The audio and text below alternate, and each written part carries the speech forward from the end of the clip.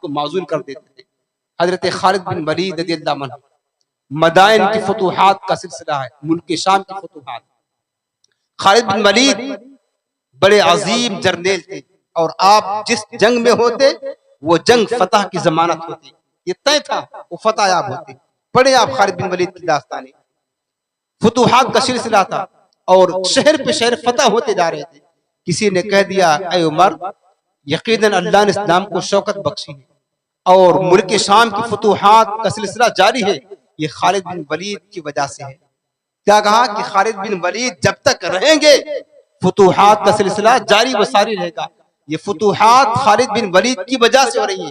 آپ نے فرمایا کہ نہیں، ایسی بات نہیں ہے، یہ حضور کے دین کی صداقت کی وجہ سے ہو رہی ہے۔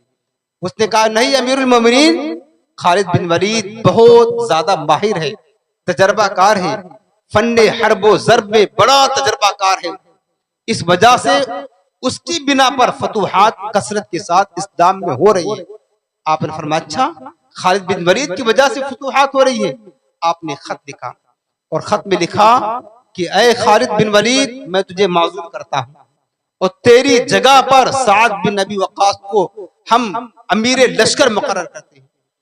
تجھے جیسے خط پہنچے، تیری ذمہ داری ہے کہ اپنی ساری ذمہ داری، ساری امیری سعد بن ابی وقاص کو کے حوالے کر دینا، اور تیری مرضی کہے ایک معمول سپاہی بن کر کے جنگ کرنا، ورنہ واپس مدینہ آ جانا، تجھے اور کوئی ذمہ داری دی جائے گی۔ خط لکھ کر کے قاصد کے حوالے کیا۔ قاصد خط لے کر کے خالد بن ولید کے دربار پہنچا۔ جیسے یہ خط پہنچا نا، حضرت عمر فاروق اعظم کا حضرت خالد بن ولید کی معزولی کا خط تھا، آپ کو معطل کیا جا رہا تھا، اس منصب سے ہٹایا جا رہا تھا، جبکہ خالد بن ولید ملک شام کی فتوحات میں ایک بہت بڑا اہم رول ادا کر چکے تھے، اور بہت بڑا اور بہت اہم رول ادا کر رہے تھے، لیکن آپ نے ان کو معزول کر دیا۔ جب خط ملا نا، اس کو چوما، آنکھوں سے لگایا، اور جب انہیں یہ پتا چلے کہ مجھے معزول کر دیا گیا ہے نا، آپ نے دستار اتاری، نیزہ لیا، جھنڈا لیا، سعد بن ابی وقاص کے پاس گئے، کہا کہ سنو، فاروق اعظم کا خط آیا ہے، آپ امیر لشکر مقرر کر دیے گئے، میں معزول کر دیا گیا، اب یہ جھنڈا آپ کے حوالے، دستار آپ کے حوالے، نیزہ آپ کے حوالے، اب میں امیر نہیں، امیر لشکر آپ ہوں گے۔ آپ نے سب کچھ ان کے حوالہ کر دیا۔ لوگوں نے سمجھا کہ یہ واپس چلے جائیں گے۔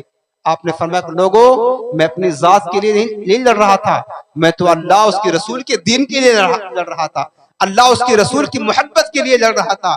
آپ نے کیا کیا؟ ایک معمولی سپاہی بن کر کے آپ جو ہے جنگ کرتے رہے، لڑتے رہے۔ اس کے بعد سعد بن وقاص امیر لشکر ہو گئے، آگے فتوحات کا سلسلہ شروع ہوا، اسلامی لشکر آگے بڑھتا گیا، سامنے دریا آ گیا، فتوحات کرتے کرتے آگے بڑھتا رہا، سامنے دریا آ گیا۔ سعد بن ابی وقاص امیر لشکر تھے، کشتی کوئی نہیں، پل کوئی نہیں، دریا پار کر کے دشمنوں کے ملک میں جانا ہے، اس شہر کو فتح کرنا ہے، کشتی کوئی نہیں۔ آپ نے خالد بن ولید کو بلایا، کہا خالد اب کیا کریں؟ خالد بن ولید ایک عام سپاہی بن گئے، ابھی تک خالد بن ولید یہ سپہ سالار تھے، سعد بن ابی وقاص یہ سپاہی تھے، اب سعد بن ابی وقاص سپہ سالار، خالد بن ولید سپاہی ہے، لیکن صحابہ کے درمیان محبت باقی تھی، چونکہ ان کا ہر معاملہ اللہ اس کے رسول کی رضا کی خاطر ہوتا تھا، اپنے نفس کے لیے نہیں تھا۔ سعد بن ابی وقاص نے بلایا، کہا خالد اب کیا کریں؟ کہا اب کیا کریں؟ اب دعا کرتے ہیں۔ سعد بن ابی وقاص نے کہا اے دریا، میں تجھے اس عمر کے عدل کا واسطہ دیتا ہوں جو مدینہ میں بیٹھتا ہے تو ساری دنیا کو عدل سے بھر دیتا ہے، مجھے رستہ دے۔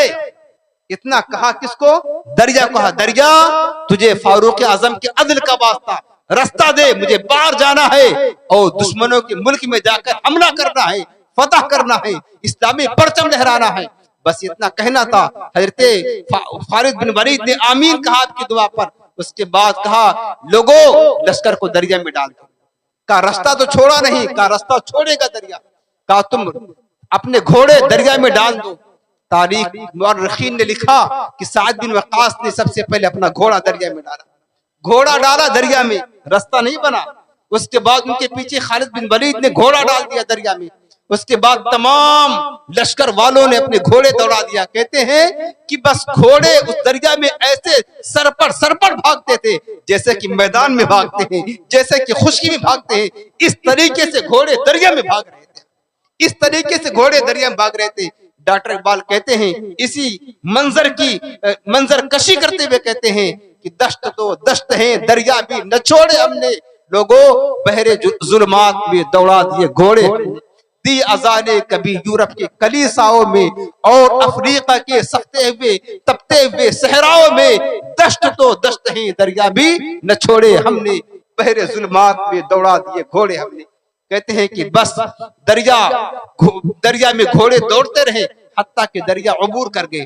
جب سب دریا کے پار نکل گئے نا, سعد بن ابی وقاص نے کہا کہ لوگوں کسی کا کوئی سامان رہ تو نہیں گیا دریا میں؟ ایک شخص کھڑا وقا حضور میرا ایک کچا پیالہ دریا میں گر گیا تھا. حضرت سعد بن وقاص دریا کی طرف متوجہ ہوئے, کہا دریا میں نے تجھے عمر قادر کا واسطہ نہیں دیا تھا؟ میرے صحابی کا ایک پیالہ تو نے رکھ لیا ہے, چل نکال پیالہ. بس یہ کہنا تھا, ایک موج آئی, لہر آئی اور اس لہر نے پیالہ کو باہر لا کر کے ڈال دیا. یہ فاروق اعظم قادر کی کہانی ہے, یہ داستانیں ہیں پیارے. جب تک فاروق اعظم رہے اور دنیا کو عدل و انصاف کا پیغام دیتے رہے اور رہتی دنیا تک, آج تک بھی ماہرین نے اس بات کو سراہا ہے اور کہا ہے کہ یہ تو اسلام کے اندر ایک عمر تھا, اگر اسلام کو ایک عمر اور مل جاتا نا, اسلام پوری دنیا پر غلبہ پا جاتا اور اسلام کا پرچم ساری دنیا پر لہرا. عدل کیا ہے, غریبوں کو دیکھتے تھے, کمزوروں کو دیکھتے تھے, بے سہارا لوگوں کو دیکھتے تھے.